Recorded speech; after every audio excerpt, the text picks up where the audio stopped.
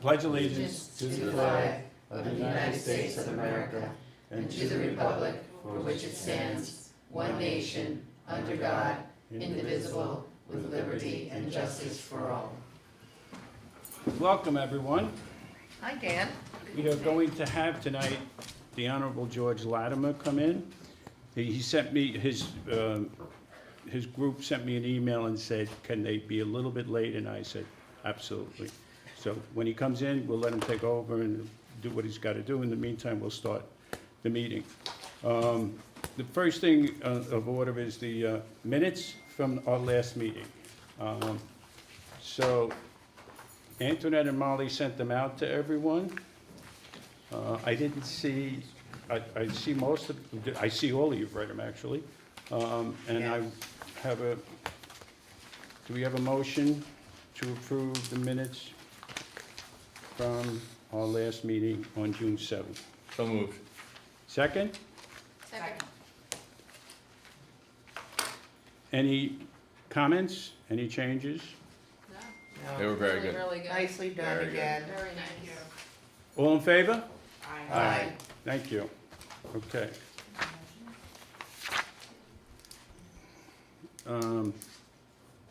Ray, Yes. Deputy Supervisor Zemanski's going to do the fly car. While you're doing the fly car, Ray, could you talk about the meeting we had with all the individuals in town? Sure. You want me to start with that? Okay. Okay. So we had an Empress, I call it catch-up meeting. We try to have them quarterly, but was a little rough during COVID. It was myself, Dan, Rudy, Phil DeSimone, both fire chiefs, Pelham Manor and Pelham, Officer Sisto from Pelham, and of course I'm blocking the officer's name from Pelham Manor, And it's sitting right next to my chair at home, his name and his card. and his card, okay? Rama? I have initials, that's a terrible thing, Ray, next time you'll have to put the full Anyway, name. he was representing. He was Pelham. representing Pelham Manor for them. We talked mostly about the increase in the mutual aid responses that we're getting and some issues that Empress is having covering in between all the towns, and they did explain to us how Control 60 works, but still in my mind, it's not a clear system to me about mutual aid. One of the other things we did talk about in the contract is that our contract says that when 38 is busy and the patient must be transported to the hospital, we are to get an ALS bus come to Pelham. That is not always consistent. Tell them what an ALS bus is. Advanced life support system, not basic life support system. Depends on the condition of the patient. If the patient is stable, they can be taken in a basic life support ambulance and transported to the hospital. If the patient's condition is not stable enough to let them go, they need a paramedic to be with them to be transported to the hospital. Make sense? Yep. Okay. 38 has a paramedic on it. So when there is no ALS backup, that paramedic goes in the basic life support ambulance with them to the hospital, and then once they're at the hospital, the paramedic is transported back into Pelham. Oh, we're out of service then. Yes, unless there's a backup, another backup for us. So it does not happen that often. Nobody really had numbers on it. Neither chief had a number on it, and neither did Empress. So we have asked for those numbers from all three departments. I want to compare Empress's numbers with the chiefs in both villages' experience. And explain the difference between the Village of Pelham Fire and the Village of Pelham Manor Police. I've been trying to do that for the 50 years I've lived here, but I'll start tonight. The Village of Pelham firemen are EMTs. The Village of Pelham Manor firemen are not EMTs. So it colors a little of the response and the way things happen between the two villages. Thank God there have not been any untoward events that have happened. And Chief Benquith in Pelham is very good about letting me know when he has a concern. In fact, with the flooding in the hutch, he had a concern, he reached out to Empress, it was all taken care of. So we're trying to work a little more jointly together so that he can reach out to them also. So that's the big difference between the two villages there. Right. And the reason why we put 38 in Pelham. Correct, because they're not EMTs over there. Whereas the response here from the fire truck is an EMT. So it was a very, if I may, it was a very good meeting. There was a lot of information that was shared back and forth. We are going in the future to find out how many times we don't have an ALS bus. And that'll be one of the, Statistics I will be reporting. right. And we do have to reach back out to them again to make sure that we're all in agreement on that part of the contract, because it is in black and white. Which So- I was surprised. And signed, so. But I think it went very, very well. I think everybody felt that they had a voice, and they were heard, right? Mm-hmm. Can you think of anything else that I didn't cover? No, I think you did it all. Yeah, they're very nice people, and they're very willing to listen to you and work with you. They are responsible. Yeah, it's very responsive, so they also bought another company. The competition, I was just gonna say. yeah, the They're competition, the only candy they store in town. really are the only game in town right now, but that does not preclude us from keeping the pressure on that we get what we've signed for and we're paying for, and they know that. Because they took over Mount Vernon, they took over New Rochelle, they took over Larchmont, they took over, I mean, and now they're in Poughkeepsie. I mean, for anyone who doesn't know, when I first came on the board, we tailgated with New Rochelle's response. It was horrible because we got no attention. Because obviously, by the size and volume of New Rochelle, you're gonna get the number of calls. Ours are not like that, so we were always left behind. And that really was one of the big impetuses for myself and Joe Solomini and Bill O'Connor at that time to look at a different way to do it. And we did interview two companies, Empress and Transcare. Transcare was the competition. Transcare could come nowhere near what Empress could. And I also went and tried to meet with Chuck Strome and New Rochelle to do some negotiating. He didn't want to be bothered with Pelham at that time, so we moved ahead. Okay, Maura, now we're gonna bring you into the Okay. discussion. Where are we on the new fly car? Do you know? Grant. Oh, I emailed, I believe Senator Biagi's chief of staff was on vacation last week, but I did send her an email and I will follow up. I think she's back tomorrow, so I will follow Okay, up. because we wanna talk a little about that when you do your discussion, Kristen. I just have numbers, I'll give them to you, Okay? quickly. They're There really- were- They're really good. 33 calls in the village of Pelham, 32 calls in the village of Pelham Manor, which is fairly normal. 5 calls on the Hutch and 2 on 95. 71% of the calls were answered in 6 minutes or less, 91% in 7 minutes or less. And of course, the backup time was about, I have it right here. Sorry. 7.28 minutes for the backup ambulance to get here, which is an improvement, much better. All those numbers seem really good. That's much, 91% in less than Yeah, 7 minutes. that's great. That's much, that's Great. definitely.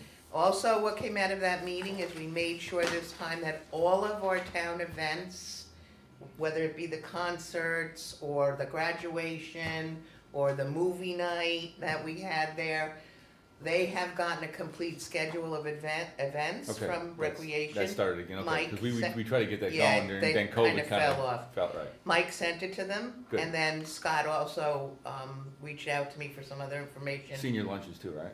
Yes, Senior meetings. sure, there, he's yeah. gave them the whole month of Good. July schedule. Great.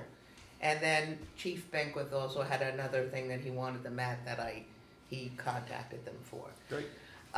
The radios all have to be replaced. The radios in 38 have to match the radios that the police are using now. Thomas Burpee, who works for Pelham Police, he's a police officer, is heading that project. and he's already met with Empress. So they're on board with whatever new radios they have to purchase. Do the constables have to have those radios? I will follow up with him, I don't know. That's a good question. There might be another, I doubt it. You I don't think? know. I don't know, there was a whole big thing about Yeah. radios with the constables. Alright, you know better than me. I don't know. I'll check with them. I'll check with him. He's in the middle of doing the project right now. Anybody have any questions for Deputy Supervisor Zamansky? Ray, thank you, and thank you for the time at the meeting and setting it You're up. welcome. Thank you, Rudy. Okay, Councilman Tan Case from Recreation. Things are going smoothly so far for the summer camps. Just today is the first day of the second week. Everything is smooth. The camps are bustling. They've also, as I mentioned last time, have done a bunch of weekly clinics that they did last year during COVID that were in demand. So that's helped get more kids involved, which is great. They said they have 180 kids at Big Tots. Wow. Is that max? That sounds like probably- max. It's sold out. Sold out. What he said too is he said between 10 and 20% of people don't show up on a daily basis. Because it's so cheap, people can commit for and not do it every single day. That's true. So that lessens the load a little bit. Also that Rising Stars baseball camp, they're working well side by side with those two, so that seems to be working out very well as well. I was down in the field today checking that out. The concerts are going well as long as it doesn't rain over there. They seem to be very good attendance at the concerts. The senior meetings, which we talked about last month, started in the middle of June, and they're getting between 50 and 60 seniors every Monday. Wow. They are, knocking on the doors. They're so happy. They have something to do. They're all vaccinated. They come in and they're just thrilled to be out doing stuff. So those are big numbers. So I'm good. The senior van is still on back order. There's a shortage of vehicles in general and the chips. And Philip is all over it. Checks on it every couple weeks. We ordered it in April. We're still waiting for the senior van to come through.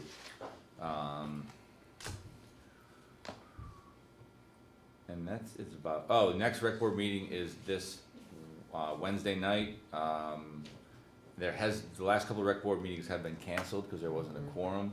I know Kevin Fee, still gets involved, who's the head of the rec board, with, like the senior lunch. He helped them set up the vaccination checks for the seniors, and so he's involved even though there's not the meetings, they're involved. So hopefully Wednesday we'll finally discuss that personnel issue that we had. If not, maybe we'll have to do it over email, which I don't want to do, but we can figure that out. And that's it. I'm so glad you brought up vaccinations. Sorry. Empress has their own supply now of vaccines. They want to do a pop-up clinic next door. Okay. Either during the farmer's market on a Sunday, when you have a big crowd. He's just awaiting, this is Scott Holland, he's the Vice President of Operations. He's awaiting approval from the county to do it. He cannot do it without Department of Senior Citizens or whoever's running that giving the blessing. So he just sent me an email at the end of last week that, thank you for reminding me, I forgot, that was important. That as soon as he gets a date and approval, we can set up the date. He's working very closely with Callie and with good. Diane. Perfect. We can ask. Yeah, he's here, we can ask George. Yeah, we can ask George. That's George he would tell you to call this number. Yeah, I know. But just so you know, we agreed to let local musicians play in the gazebo during the, Oh, but if you call me with a date, I'll just call the gentleman and say they can't do it that week, Okay. all right? Okay. So just. he's working on it, he didn't forget, he's Okay. just working on it. Yeah. Yeah. Okay. Can I just ask a couple questions? Yep. Oh, one thing I did leave Yeah, out, no, the no. rec usage by elementary school, I went to get that from her, she was so busy with the summer camps. Okay, no And problem. everything, that's still on my list of things to do. Okay, great. The senior meetings, do they have food there? Like, what do they? They have, today they had cake, not always, I know through the civics, I've actually done it, once or twice a year, we provide lunch for them. Okay. Maura and I were actually coming up with a list of different groups that we can have Okay, come more often to do that. yeah, that would be great. The junior league said they would offer to do it, but Great. they're shut down for the summer. I was gonna talk about this. I went Yeah. to the meeting, I went to their first meeting back at the townhouse, two weeks ago. Yeah, 3, yeah, whatever. So I was there for a while, I chatted with a few seniors, and they had some, they're still a little bit nervous about COVID and like, so they had some like wrapped cookies, but I talked to, who's the vice president, not Maria, the other one. I spoke to a few of them, and anyway, I told them I would help them get speakers That'd be great. and, organizations in town to provide food and lunch. Great. So I reached out to, I think I emailed Ward about this, didn't I? I don't think, If it we wasn't already talked a about while that after we went ago. to the meeting. I think I found a draft, maybe I didn't send it, but I reached out The to, old in the draft. I reached out to, a couple of, elected offices to provide lunch and speakers. I reached out to Art Cinta to come and talk to seniors about what he's doing with our, Great, town yeah. historian's office. He said he'd do it in September. I reached out to John Hines, Detective Hines, and he said he would come and speak to the seniors, and also he would have the PBA supply lunch for them. Great. So Tim's gonna work with Civics, the Junior League. I'm gonna, reach out to a few more. I'm gonna ask George when he gets here. No, I'm just kidding. I'm gonna Senator Biaggi will, will go visit the seniors and bring them lunch, so. Can we talk about this for a second? Yeah. There's still a lot of people nervous about COVID. Yeah.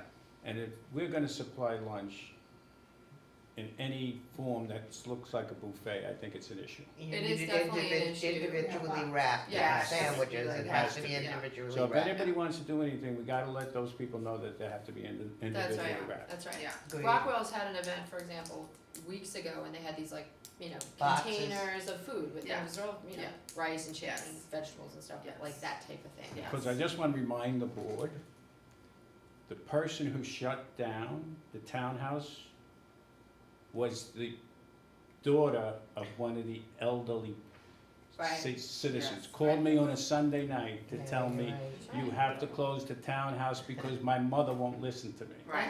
So I don't want to have a daughter call me up and say, why are you feeding my mother That's food from a absolutely buffet? right. No, you're right, Yeah. that's a good point. Yes. Let's That's talk right. about like what we can do, Yeah. like separately, but I think individually wrap things, and I don't know if pizza's allowed, but. And then just for. They're definitely following, by the way, Kelly mentioned that they definitely are following that right now with whatever Good. they have, the food, That's the great. the Yeah. limited amount of food they have right now, they're Yeah, definitely it's following like that. those packaged cookies and stuff. Yeah. They definitely are doing that, so. And then how do we notify people about these? Again, I probably ask you this every single meeting, I don't know, like The seniors the have their, concerts, you have this big sign right here in the middle of the the seniors town. have their own list. Cali doesn't do it, the seniors, The seniors they have keep, their they own keep their list. own list. You have to be, But shouldn't we let other people know about it? you have to, Other seniors? Yeah, like, shouldn't it be open to everybody? Oh, I think it It is. is. It is. They're very territorial. They are. Well, I'm just kidding. like, my mother's never heard of it, and she lives in the manor, I mean, That's strange, because most of the, seniors do know about it, I would say. but, that's and the what, big- how do they find out? How do they, Well, we could post it on the website Sure. and They say use the senior citizen website? meeting, no, but the children might, Put it on the might calendar. share a lot of it. it is the Yeah, we can put it on the calendar. Yeah. Yeah. yeah, It's Sure. every, is Funny, it every we've never month? had Every an Monday. issue with, it's always been, very well attended, I would Well- think that a lot of people know, but maybe, but there's maybe more it's than true 50 that they seniors don't. in town, right? Yes. Well, So- there have been upwards of 100 and something seniors that. Well, there Right. are It could- it seniors goes, and there you know, are ebbs and seniors who flows. don't think they're seniors, so they don't wanna go there and play cards on. I Uh, have to tell you, it's been told to my face, I'm not going there because I don't wanna play cards. okay, but you know what, it's a good point, It is a good Kristen. point. Let's Yeah. get a hold of the president and the vice president, whoever they are. Maria And let them give us something that we can put on the website. I'll go there next Monday. That would be great. Yeah. I'll go by next Monday That would be before the great. meeting. Especially when starts, and the I'll new people move into town. I'll ask that question. Yeah, that's true Yeah. too, Dan. All right, I'll I ask that think a question. banner would be something we would wanna put up. Yeah. Senior citizen meeting every Monday? Senior citizens and the internet, I don't know. if that's really the way to go. Yeah, Why- like some why kind of don't- little Why don't sign we let on Tim there. talk to those people Yeah. and let them, Yeah, I know. because Yeah. the last time I tried to get involved, which was about 20 years ago, I got my I'll fingers just- burned. Well, I I'll got get my- my fingers burned, I But don't really I care. like What was his name? Runaway. Oh, God, he was a Yeah. supervisor. People see this. We have the And maybe the, one on the other side too. park named after him. At the Joe corner, Trotter. yeah, Joe where they Trotter. put banners. That was I was on the I was the chairman of the rec department when, and he was the head of the, People might be Well, looking aren't at they it. their own entity? They are. They are their own entity, they're not really the town of Pelham.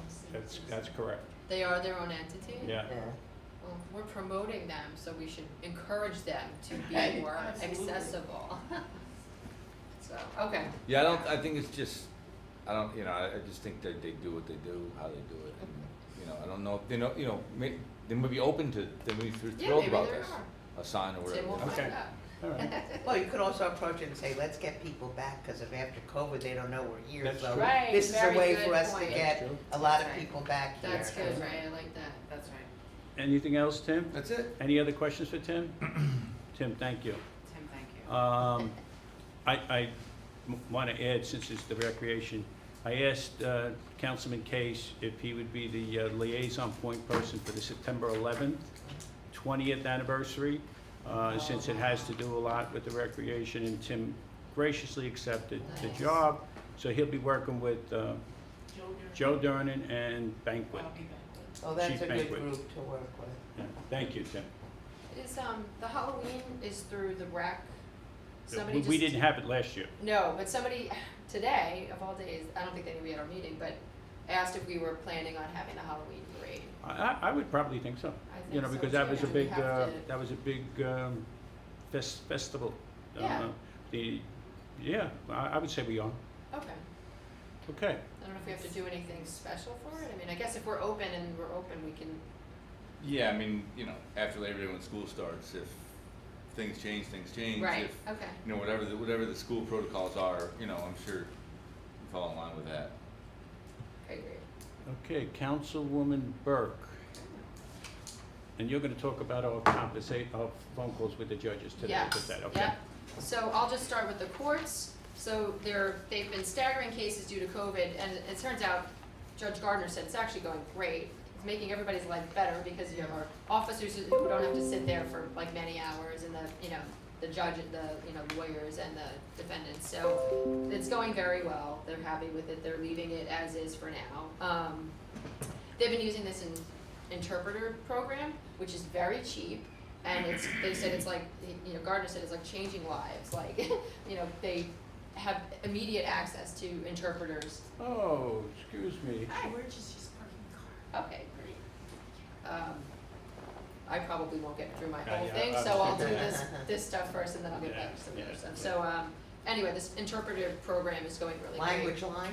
Is that what it's Lang- called? I Yeah, think I don't it's even know if they language told me line. the name, but it's, been very successful. We used it at our organization. Yeah, they were relying on, family members and constables for Spanish, but this is, any language you can imagine, so they're very, very happy with that. So the grants, I can maybe try to get through that.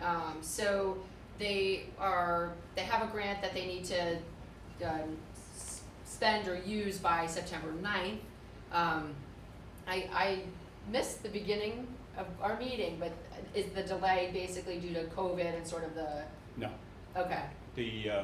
What we were thinking when he got that grant is we didn't want to put it on doors that we may replace. Okay, that's right. And we're trying to replace those doors, but it's harder than we expected. That's what I thought I heard. Okay. So today, we decided that we would put that on the current doors, and then Phil's gonna speak to the contractor to see how difficult it's going to be if we change the doors later on. Okay, so and by the way, they have to use this grant before they can apply for any other ones. So it's really in our interest to kind of get this moving and kind of complete.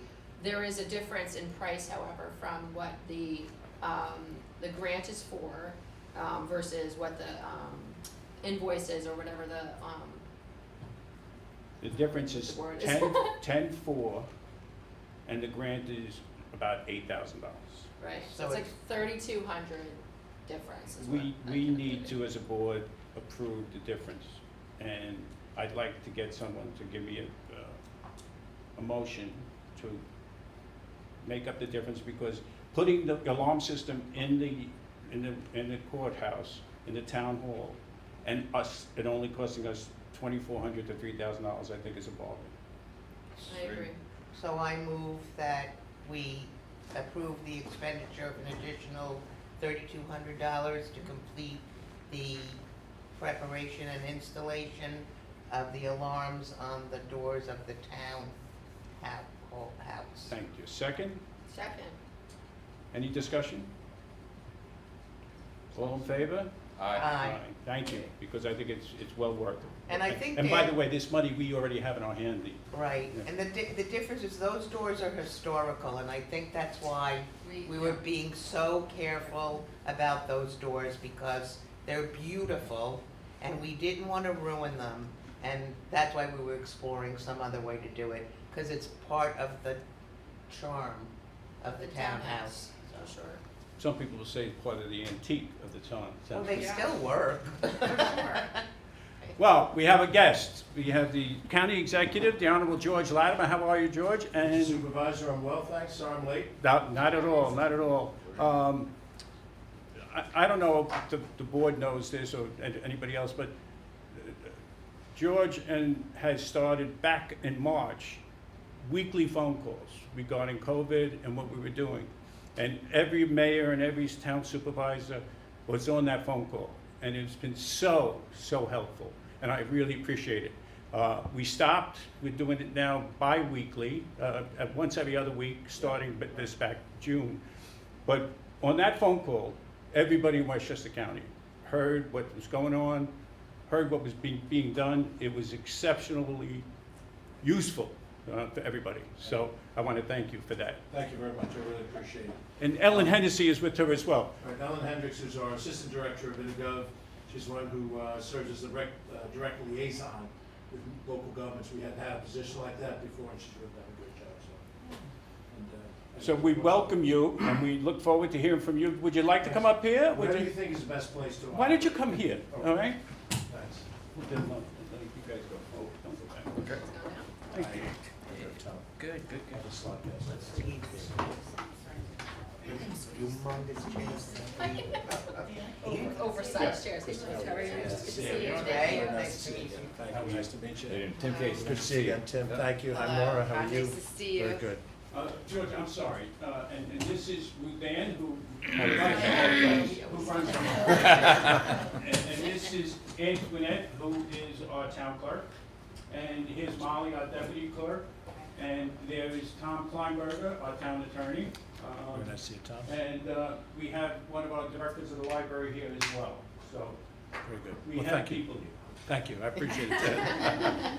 Our people can call your people, and now we all have. And we're live on YouTube Right. Oh, very good. for Yeah. everyone. I wanted to, as I did once early in my term, and then we did by Zoom subsequently, just give you an update of some of the key things that are happening. If there are any questions I can answer right now, I'll try to do that. If it's something where we have to do a little homework, then we'll do that and get back to you. And we try to do this all around the county. There's 45 municipalities. Everyone is different.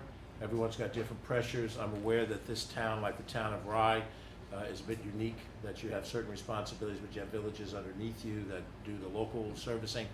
But, so we're trying to be a good partner, and if we can do that, because I think the people out there expect us to work together, work through whatever, the different levels of government are, the parties and all that stuff. And so that's the purpose of coming tonight. I'll be as quick as I can. I'll touch on a few issues. First of all, we've been tracking COVID, day by day now since March of 2020. Clearly, we have reached a point at which things have gotten a lot better, and we're comfortable, as most people are, of lifting restrictions. And the state certainly has had more of those restrictions that have been lifted to try to get us back pretty close to normal. I mean, I saw the concert as I'm trying to find a parking space out there. It's a nice sign, you You know? should have told us, we would have held one in Yeah. the lot for you. Next time, we'll hold one in the lot. That's okay. I think next week I'll just come back and enjoy the concert. We'll leave it at that. But, so look, just to give you a rough idea of where we are right now, however, we have had in the last week to 10 days an uptick in the number of active cases. Not hospitalizations, not fatalities. The numbers as they stand now, 279 countywide active cases as of today. That's a low number compared to where we were in January. We were at 11,500 active cases in January, and the peak came in the beginning of the pandemic. We broke 12,000 active cases. It went down during the summer last year, came back up through the winter around the holiday season. 11.5 was that mid-January peak, so we're down to 279. However, we were 100 cases lower than that about 10 days before, 2 weeks before that. We were at 178 2 weeks ago. So we're seeing more infections, not huge numbers, 30 a night, 30 a day, a lot less than it was during the heart of this thing, but more than we saw in a couple of weeks before that. We're not sure if that's the Delta variant at work. We haven't gotten information from the state yet. What I need to point out is every test for COVID and every hospitalization and every fatality, everything's reported by hospitals, nursing homes, is reported to the state, not to the county. So we get information devolved down from the state, and that's what we then turn around in our dashboard or give the local governments, you know, an idea. And you take the Pelham Village number, the Pelham Managed number, you add it up, that's the town number. But we don't get first, direct information on these things. 279 active cases, that's up a bit from where we were in the last week to 2 weeks, and we're watching it. We're concerned, but it's not anywhere near time to reintroduce any restrictions at this point. We think we're still in good shape, primarily because our vaccination numbers are very good. We were approaching 80% of adults 18 and over vaccinated with at least one shot. Nassau hit 80%, we're just behind them, and most of our neighboring towns and communities are, not communities, but counties are well behind us. We're ahead of the game. We've had the county center operating since January, over 300,000 vaccinations administered at that facility, and it really gave a great central, place to work out of. We've subsequently had one at the Armory in Yonkers. That's been shut down now. We have our health clinic in downtown White Plains, and then we also used an ancillary one at the gymnasium over the Westchester Community College. But the county center is still open for vaccinations. We expect we're going to keep it open for most of the rest of the year. Because we may need booster shots. We don't know if that's coming. Medical science will have to tell us these things. And if they say we had a shot in January, February, we need a booster shot, at some point in time, that's the place we would do it. And then also because they haven't yet authorized vaccinations for kids under the age of 12. And if they come up with a product and they say, yes, kids of that age, then where do you get vaccinated? The county center's got a good system to work with. So to the extent that the county turn that over for this purpose, at some point in time, we'll get it back and we'll have basketball tournaments there and the things we had before, but for right now, it's used for that purpose. In addition to the 279 number, the most recent hospitalization number I have is a couple days ago, 14 people hospitalized. Again, mid-January, 588 people hospitalized for COVID at our 11 hospitals. 2 days ago, 14. That number has been pretty low consistently as the numbers have come down. They jump up a day and they go down, but as you can imagine, 2 or 3 people go in, 2 or 3 people come out, and so the percentage looks bad. If you have 10 people in and 2 people come in, that's a 20%, significant increase. But it's only, in absolute numbers, pretty small.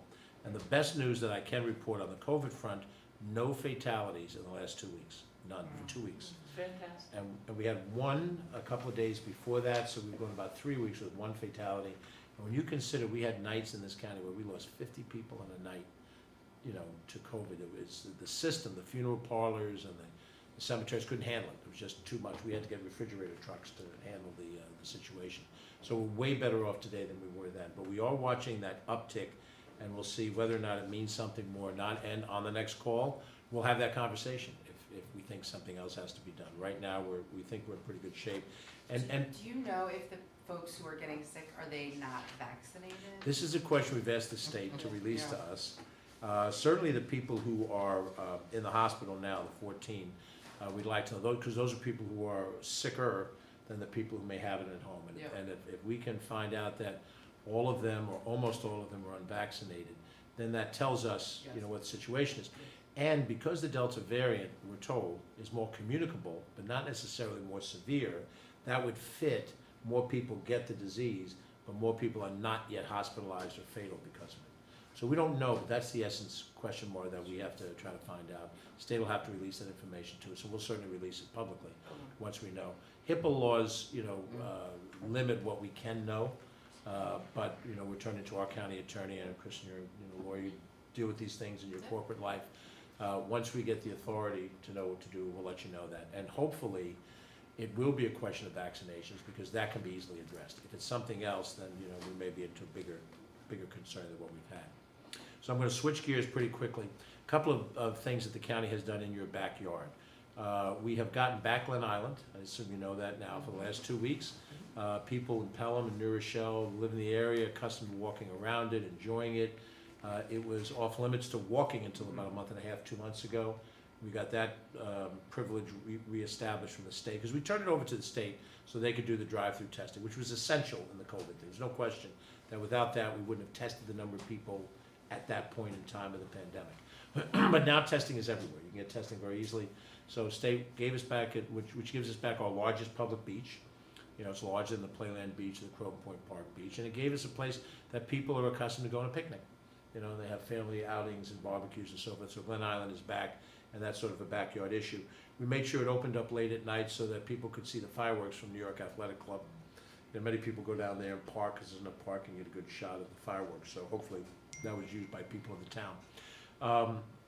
What we also have in our backyard is the completion of the New Rochelle Family Court facility. And if you haven't seen it, and certainly, your judges here, town judges, and maybe Tom in his capacity as an attorney, it's obviously targeted for family court, but Pelham is part of the region that is serviced by that court. New Rochelle, Mount Vernon, Pelham are key communities.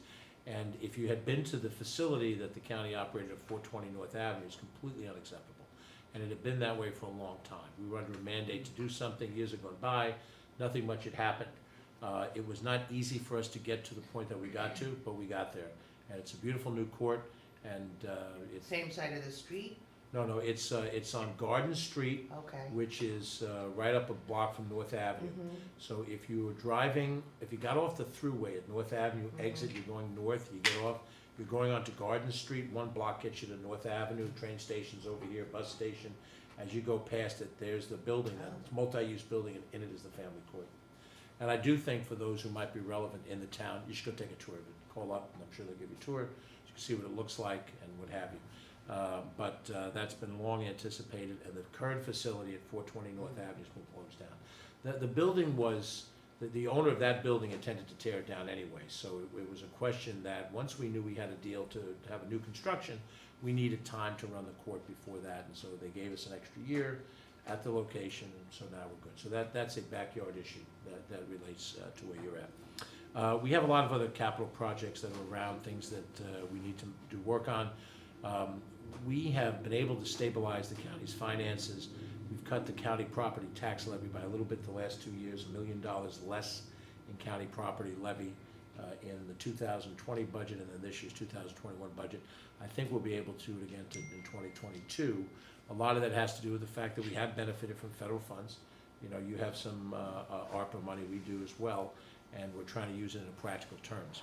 From a Pelham standpoint, we have reached out to the Pelham Chamber of Commerce, and you have a very energetic chamber leadership these days, and we're going to provide a certain amount of money for businesses that are still suffering economically. If it's grants of $15,000, $20,000, not big money, but something that would help business do something that would help them get through this. And we're going to provide some money for the chamber, not just this chamber, the other chambers as well. But this is appropriate money that the feds have given us to try to stabilize the economy post-COVID. And if we can help some businesses and help the business associations, we think that's a worthwhile expenditure of money. So that is also on the horizon. You're aware that the ban on evictions will be lifted at the end of August, which is not that far away. But the feds and the state have provided money in a program to assist renters and landlords in being able to get, if not all, a significant portion of the back rent that they're owed on the basis that the individuals aren't evicted. So if you have this information, you've already put it out to the public, great. If not, we can provide some for you, can put on your social media, however you want to get it out. But the bottom line is it's a state program, the county's plugging into the program. An individual, either a tenant or a landlord, that has a situation with arrearage, and they're worried about when the ban is lifted that somebody will be evicted, they call 211, which is the helpline that exists around Westchester County. It's funded through it's manned through United Way of Westchester County, and other people fund that program. You call 211 and they are trained to connect the caller with one of the not-for-profits that know how to enroll you in the program. So if you're a tenant or you're a landlord, and then you can get this information. When a person qualifies to have their rent taken care of, it also applies to their utilities. So it could apply to your Con Edison bill if it's an arrearage, your Verizon telephone bill, water bill, whatever you have. The money that the state provides will be paid to the landlord, not to the tenant, but to the landlord, and they'll get whatever that is agreed upon in the back rent. And that's important because obviously you collect property taxes from these homeowners, and if they don't have revenue coming in, they're going to come in and grieve their assessments, and they're going to say, look, it's not generating the money that it did before, and because of that, I should pay less in town taxes, village taxes, and so forth. This way, they can maintain the tenancy of the people. In theory, the people were unable to pay their rent because they lost their job or whatever else they had through COVID. It does not count for people who were in who were in straits prior to COVID coming in. This is meant to help you if you were subject to the COVID economic impact, not for other reasons. So if you need any other information on that, you can have town clerk call us tomorrow. We'll give you information. If you think that's helpful, then you can get it out as you see fit. The final point I wanted to mention, and this came out of conversations I've had with both of the two villages. We're asking our county police to schedule a meeting, I don't know when we'll do it, but with local police in the two villages, the town, to discuss drag racing on Hutchinson River Wow. Parkway. And It's on Facebook every night, George, on the Moms of Pelham, it's on Facebook every night. And I can tell you the few times, I use the hutch to get home if I'm in the Bronx or something, I'm coming up this way, I see it. Guys doing like this around you, and it's a mess. I happen to live near Playland, and you get drag racing out in the Playland parking lot too after that, so. But we hope that meeting will be able to figure out how the county can work with the local police to set up a mechanism to stop this, catch a couple of these folks, prosecute them, send a message that this isn't going to be tolerated. I don't exactly know when the meeting is going to be. Ellen, if you can remind me tomorrow to put the wheels in motion to make sure that the town knows as well as what we're doing. But we hopefully will make some positive impact on that. That'd be great. And so I know that's an issue that's bothered moms and dads and whoever else is. Well, I live close to the hutch. Yeah. Although Maura and I live all the way, and Rudy all the way over, almost to the New Rochelle line, and you can hear them at Right. 2 o'clock in the morning, really blowing up that road. I was a councilman in Rye, in the first position I had all those years ago. There was an intersection in Rye, the specifics in that critical. But I argued at the time, and I had a couple of other members of the board, but we didn't have a majority, but we need a traffic light at a particular corner. And, it's expensive, there's about, guy dies on the corner. How fast did the traffic light go? Yeah, the next Like day. that. It's almost like, I hate to say it, it's almost like you have to have a sacrifice in order to get the gods of bureaucracies. Because we had transportation planners saying, well, it doesn't have the volume of traffic, but there was so many near misses. And I take the same attitude with drag racing. Do we have to lose somebody out there in order for everybody to say, well, let's have a task force. Now let's do the extra thing. Do it before you have the fatality if you can. So we're going to try very hard to get the right players around the table with you and see if we can make some. And I think there's some specific things that can be done, but I'll leave it up to the professionals in the police department to do that. We have funded our police department. We're not a defund mindset. We also are reforming things that we're doing cooperatively. And one other thing I want to mention, this will be the last point I mention, is we will be putting into place mental health crisis teams to be available to respond depending on the nature of an incident that gets called into 911. We're doing some training now, and it's going to take some time for people who are dispatchers, whether it's 60 control in the county or where you have local dispatch, which you do in some communities. I'm not sure of your circumstances here. But to really discern when somebody calls in and they're distraught, do we send out, the police as a normal response, or do we send out fire, do we send out EMS, or do we send out the mental health team? And usually they'll go out with the police. The police will be a backup in case something goes out of control. But the lead agent would be people who are trained in being able to handle a situation. A guy, he might have a knife, but he's kind of losing it in public, you know, and everybody's stepping back around, rather than come in and maybe it ramps up to something that's a tragedy, that you'd have somebody who's professional skill sets. And we're gonna have 3 of them on board, we think by October 1st. It's fantastic. One of them will be based in New Rochelle to cover this area of the county. We need 8 to properly cover the county. So we're gonna start it where we started, and then we'll try to grow as we go along. But hopefully, and that's something, I don't know what your police reform or the villages had in their report, but that came up in a lot of municipalities where they said, we need this service, but every community can't pay for this. It makes logical sense for the county to do it. It's a regional function. So that's what we intend to do, and hopefully by October 1st, you'll have that. And That's great. It's fantastic. In all my experiences in home care, because I did home care for 40 years, it was one of the worst things we had to face Sure. for homebound patients. There was one crisis team that we could call. Right. So it ended up being the police a lot of times when Right. it didn't have to be. And the training, the police are well trained, but you know, you can't expect a police officer to solve every one of society's problems, you know, and so we do have specialized individuals, and we're gonna try to put that to use. So, Mr. Supervisor, I've sat in your seat for a little bit of time here. You're doing a much better job. No, I don't believe that. Anything you do next Monday, next 3 Mondays? Dan, I don't believe that for a second. Next Monday, I think I'm gonna come back to your concert. Yeah. But if there are any questions, I'm happy to try to answer them. I If think the not, only question I have, Yes. this federal money, we put in all the forms. Has the federal money come out yet? no, not yet. Not yet. In our case, we get two allocations of 93 million a year, 93 for this year, 93 for next year. The first allocation of money, I think, comes out either the end of the summer or the beginning of the fall. And then there'll be a second one at year's end with the various projects that we. And that'll come from the state?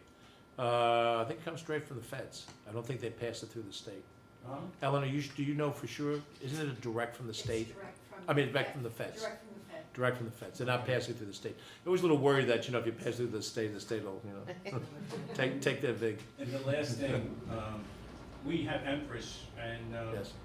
they're telling us they have some vaccines, and we would like to do A pop-up clinic here and during our farmers we market contact? Okay. on the weekend. Ellen will contact or work with Emily Saltzman, who is the point person on our team. She's our Deputy Director of Operations. Okay. And time, place, date, we'll go back and forth and work out.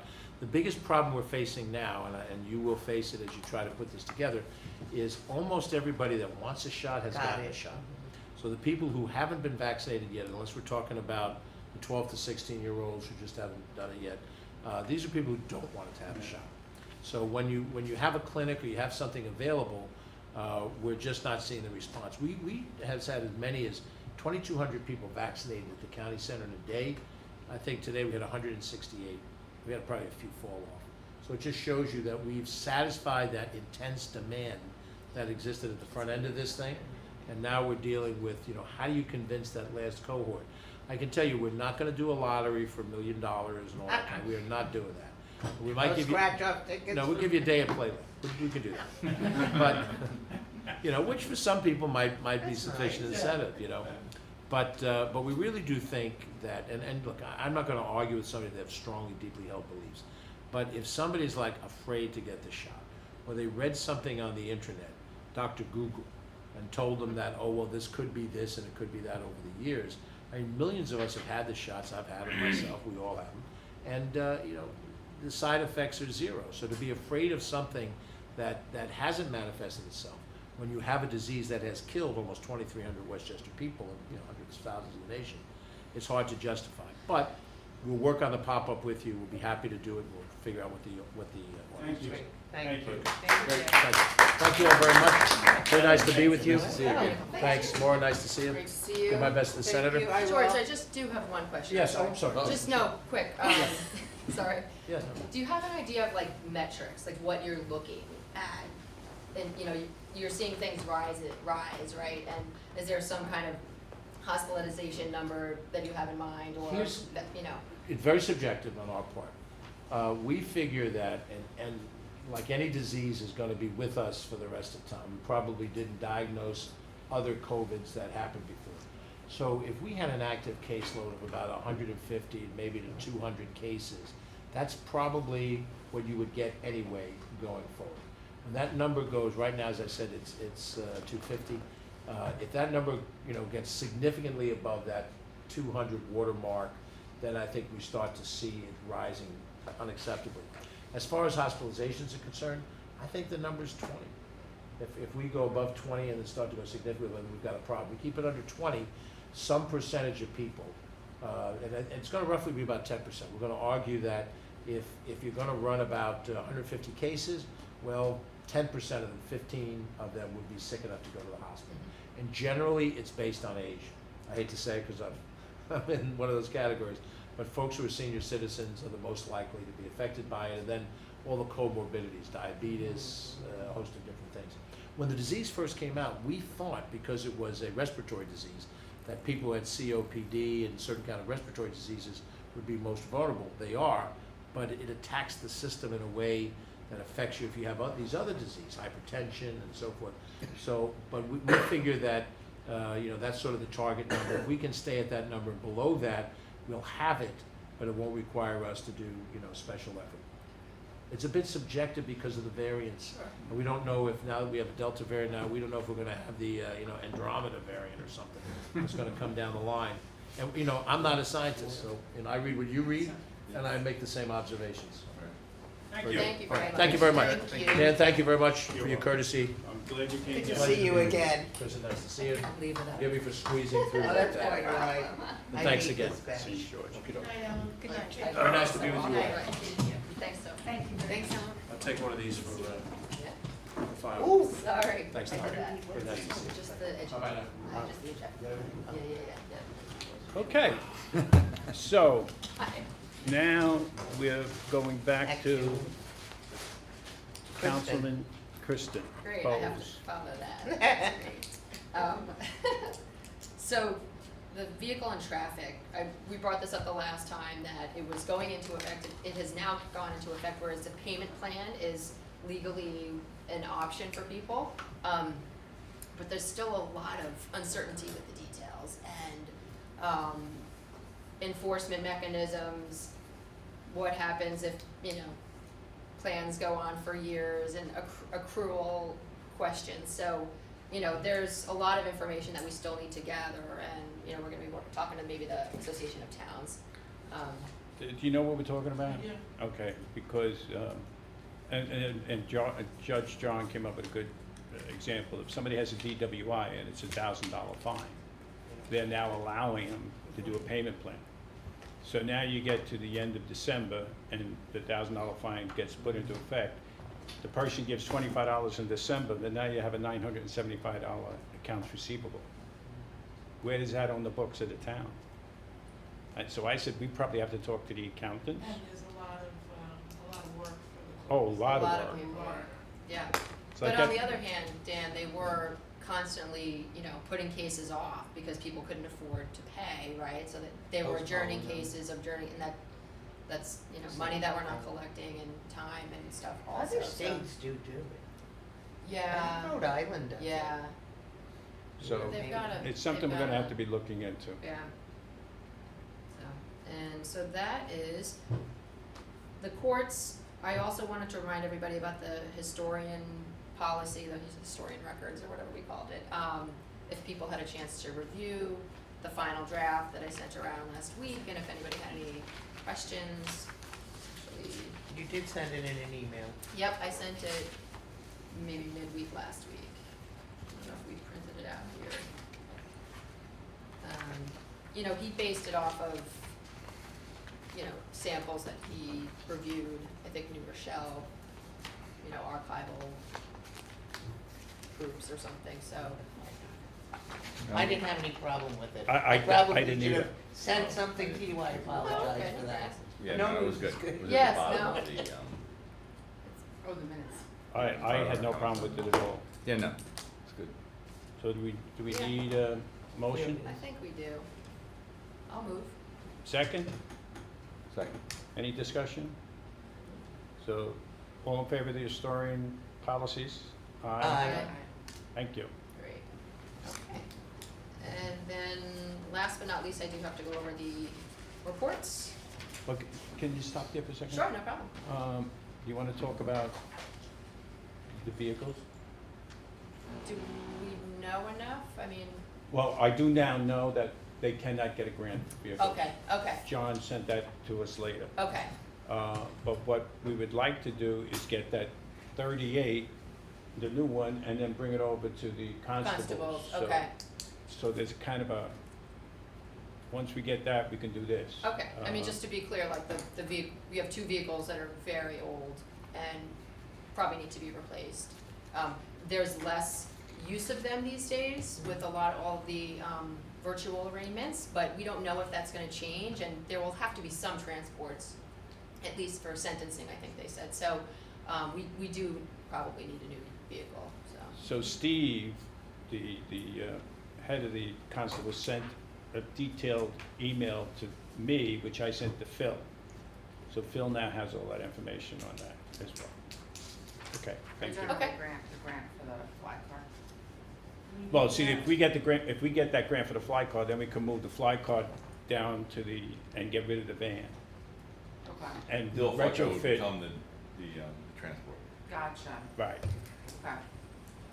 Okay. We're getting $109,000. Right. Okay. Right.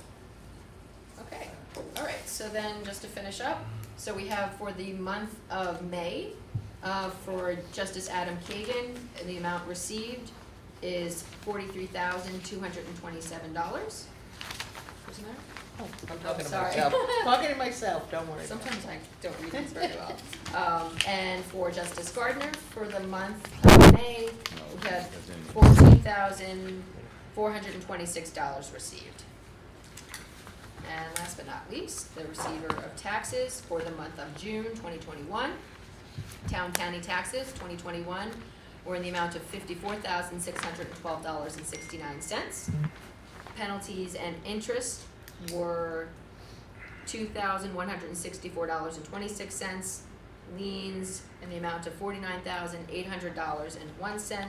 Miscellaneous is $20 for a total of $106,596.96. Slow month. Very slow compared to the millions. But the lien was being paid, that's a good sign. Yeah, I know. The lien wasn't a negative number. That's true, that's being It was a paid. village collection this Oh. one. So, it doesn't show. Any questions for Councilman Burke? Thank you. All right, Councilman Curtin, the library. So I attended their meeting last week, their trustee meeting, and all their summer programming's happening in Augusta. Please, if you wanna fill in anything or if I miss anything. There's book clubs, story times outside, parents seem to love it. They're gonna actually keep it outside, in the nice weather. Even when they can go inside, there was an event at the library with like 100 people attended, which you wouldn't have been able to inside. So it's going well. Novel Night is their biggest fundraiser. It's scheduled for October 2nd this year. They are looking for hosts, and I've been helping them, the Friends of the Library, with that. We did a table at the Pelham Market yesterday. There's a lot of new people in town, and we met some folks, and it was funny. One of the volunteers was like, well, you should just probably come first. And I was like, no, you should host. We need more hosts. And just wanted to touch, so speaking of the Pelham Market, Molly had mentioned to me that she could set up a table or an outpost there for dog licenses. Yes. Which I think would be great, because That'd there's be a lot of great. residents there with their dogs, and they're new, and they probably don't know they need a license, and I'd be happy to help you with that, and so I told That'd be great. Molly that. We talked about the seniors already, and then the only other thing is our after-school childcare program that we're working on. We have a meeting on Wednesday with the school district, the childcare providers, and the recreation department, myself and Supervisor McLaughlin, to go over the survey and what the next steps are for that. So, I'm glad that's taking on yes. a Yeah. good life. Me Great. too. Well, tomorrow, we're Yeah. at the invitation of the new home, Oh, the childcare. new childcare The center. treehouse, it's Um, called, Maura and I and Steve are going to, at 1:30. gonna tour the place. Is it open yet? It's in the, No. no, it's in the Sanborn Mount. Yeah, no, And Rob is his name, and Rob's got some ideas on how to do this program, so we basically wanted to give it to the professionals, okay? So we'll see, and Steve and Rob, Maura and I already had a meeting with Steve and Rob, and of course, that's two competitors. Yeah. We're in okay, and tomorrow we're doing a tour, and we're bringing Steve with us, so, is it tomorrow? Yeah, tomorrow, Yep, 1:30. tomorrow 1:30. Okay. And then I also reached out to Hope at Playful Wonders. They do the programming at Simonoid and invited her to the meeting so that we're all on the same page. What's her name? Hope. Okay. Yep. Maura wasn't on this phone call, I don't know exactly what happened, but we had Oh, yeah. we had a phone call with the library regarding their request for their allocation. And the income statement that they sent to us, that you got first, was a little confusing. So myself, Sam, Ruth Ann, what's the gentleman's name, that Keith, and Tricia had a Zoom call, I'm gonna say last Tuesday, I forget. Yeah, once Keith and you were on it, I knew that it was all So we ended up resolving what the issues that we had, and we did sign the allocation. So, anything else for Councilman Curtin? Anyone have questions? Okay, thank you. sure. Okay, Do you need to do anything with these? yes, I do, Okay. but I need you to Just a do little the, reminder. I need you to do the resolutions. You want to talk about Okey-dokey. this? Well, the resolution, I have two here. Right, Okay. So which one do you want me to do first? I don't care. It's Whichever you feel you want same to do. resolution, but just one of them's like, Formal. yeah, it's got, you can. Oh, so yeah, I can just do this one? Yeah, Okay, so I can ignore this one? You can. Okay. So I'm going to read a resolution, okay? Yep. Resolution Town Board of the Town of Pelham, extending Public Officers Law Section 18 benefits upon Town of Pelham and Pelham Public Library employees. Whereas pursuant to Public Officers Law Section 18, the Town of Pelham is permitted as a public entity to confer the benefits of upon Town of Pelham and Pelham Public Library employees, as the term employee is defined in Public Officers Law Section 18.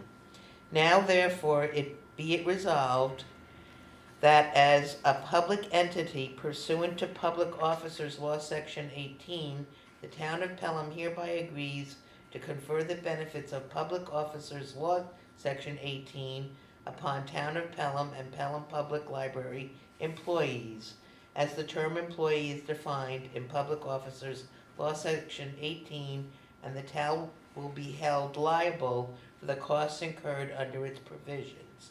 And it is further resolved that these benefits are expressly intended to supplement any and all other existing statutory protections, and it is further resolved that pursuant to Public Officers Law, Section 18, the Board hereby supplements and extends any existing right of employees to be defended and indemnified in civil or administrative legal actions or proceedings arising out of their public service and employment, to apply to the extent permitted by law to situations where board or library trustees, officers, agents, or employees are requested or called upon to testify as witnesses or to answer questions concerning their acts or omissions within the scope of their office, agency, or employment before a grand jury, the office of the district attorney, or other law enforcement official. Nothing herein contained will be construed to authorize or required defense or indemnification of a board trustee, officer, agent, or employee who has been identified as a defendant in a pending criminal prosecution, or where that individual or the town has reason to believe that the individual is a target in a criminal investigation or prosecution by the Office of District Attorney or other law enforcement entity. Thanks. We should have had this, our outside legal counsel, reminded us that we didn't have this, so therefore Tom and the legal counsel looked at it, our outside legal counsel, and this is the resolution. So, do I move that it be resolved? Yes? Yes, Do I have a second? yes. All in favor? Aye. Did I take your job? You're practicing. Yeah. Thank you, Thanks, Greg. Tom, for the hard work. Yes, thanks, Tom. Thank you. Okay, there's a couple things before I get to the new phone system that I forgot to say this about the recreation. I don't know if anybody was aware, but the recreation department was thinking about taking over the 7th, 8th grade football. Yes, Oh, really? Right. yes. And there was a question of how much it would cost to get new equipment and so on and so forth. And we reviewed some accounts and we reviewed some back minutes, and we said we would have the money to do it, but because of what's going on, they said they don't want to do it this year. That's what John Boyce called me and told me. I believe there's a shortage of equipment, they can't buy it. Also, right. Right. So they're not gonna take it over, they'll relook at it again next year. The school runs it as a modified program. And they think they can do a better job. They're right. And going back to the grants at the court. So when we left off in the Zoom call today, we asked them about the car, if they could do a grant on the car, they can't. Okay. But they can do a grant, he thinks, for the doors maybe, or for scanning, okay? To So, digitize all their documents, Right. basically, especially the old ones. They're taking up a lot of space. so during that conversation, I said, when the police department leaves downstairs, I'm not gonna say if, when. We don't know what we're gonna do with the townhouse, what we're gonna do with the guild room. I mean, John Gardner's been trying to get the guild room from me for 10 years. And I don't know if we're gonna give him the guild room. I don't know if we're gonna put him in back up here, because we may have downstairs. I don't know how much it's gonna cost to do downstairs, to redo it. So there's a lot of open questions on what we're gonna do with the townhouse when the police leave from here, because basically, we could bring the rec department here, okay? And we could give them the chambers in the back where the rec, so there's a lot of, Movement. a lot of movement that can't be decided right now. And we also gonna need some money to do this, and whether we get grants or not, which Tim and I were talking about. But it has been put on the agenda, it has been put on the table, and I actually spoke to the judges about it today. So I just wanted to make that point. And John would love to get that. Yeah, we guild should have a plan in place because everyone's gonna put their hand up. Yeah, they're Yeah. all Before that, going they up. I want it, they've I been want doing it, it I for want it. years. When Doc was here, he was like, Well, it would be nice to move the rec out of the back of the Yes. building. Yeah. I think that's really important. That's such an active, vital part. It is. But they should be more visible. So, I mean, we've talked about all these ideas before. Right. So I think we maybe should have, I mean, when is that building gonna be done? Well, that's the question. If Gotta this start- gotta building get gets started done in first. 2 years, then we gotta start dealing with this a year I mean, from we now. could put a framework together and just have a framework. If it becomes 3 years, then we gotta do it 2 years from now. I think it's projected, next September? A year from this Yeah, I September? think so. I don't know. My husband's start on or be the, done? The planning board, I should know there's a this. big meeting this week, right? I think so. And there was a With big all the meeting 2 groups. weeks ago. Yeah. They haven't approved the plans yet. either. Right. So anyway, I just wanted, Okay. we have been talking about it, and I've been talking about it with Rudy for a while. Is this, Maybe we give the court back here. Yeah. Well, it's not. Don't say not yet. It's not handicap accessible. Ah. The elevator would have to be put in, so. Before, so there you go. All of these things are something. would this be a historical building? Would it be, does it meet? We that? haven't been designated to that yet. I don't know if we've ever applied to even have it looked at. That's a good point, Maura. I don't think you want to, No? Okay. because then all of a sudden you can't do anything. Then you can't. Yeah. Yeah, I It's think, true. I think. Okay. You can't, Although you do Good get some point. money though to yeah, make. that depends on how you know. much money you could get, but all of a sudden the nail that's in that door, you can't You take can't off. take out, like those Or you front can if doors. you replace it, that Yeah, nail. Where okay, am I gonna it's a get good that point. nail It's a from good 200 point. years ago? It's a good point. But we are looking, we are talking, it's not that we've ignored this at all. Okay, so we've been talking about a new phone system for, how long? Years. Okay, so we finally got the Quotes. agreement that we're looking for. We have the money in the budget, and it's a new phone, well, we could stay with LightPath, Okay. but the phone system will be for this building, for the library, and for the townhouse. And the initial cost is about $23,000. Somebody find my eyeglasses, by the way, because I don't have them. Maybe George picked it Maybe up. George took it out of my You hand? took your glasses? Oh, my goodness. Oh, he might have taken my glasses. Does he Okay. wear glasses? I don't think so. I don't think he does either. I don't think so. He wasn't wearing glasses when he was sitting here. Are they in your pocket? I was gonna Okay, ask all the right, same let's